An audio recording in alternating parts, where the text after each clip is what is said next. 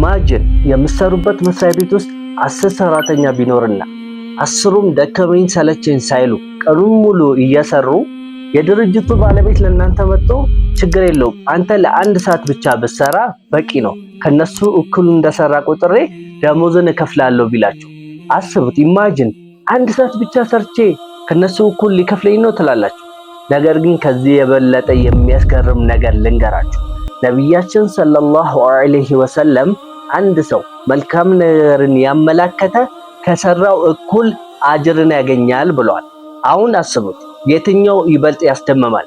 የዚህኛውን ደሞዝ የሚከፍላችሁ አላህ ሱብሓነሁ ወተዓላ ነው። ኢማጂን መልካም ነገርን ስላመላከታችሁ ብቻ መልካም ነገርን ከሰራው ሰው እኩል አጅሩን ታገኛላችሁ የተባለ። ስለዚህ ለአንድ ሰውም ቢሆን መልካም ነገርን አመላክቱ። ወንድሜ ሱስ ማቆም ፈልጌ ነበር፣ እንዴት ላቁም? ይህን ብታደርግ በአላህ ፈቃድ ማቆም ትችላለህ። ወንድሜ ሰላትህን እኮ ሳታቋርጥ መስገድ አለብህ። አሊያም የሰማችሁትን ኸይር ነገር ላልሰማ አሰቡ።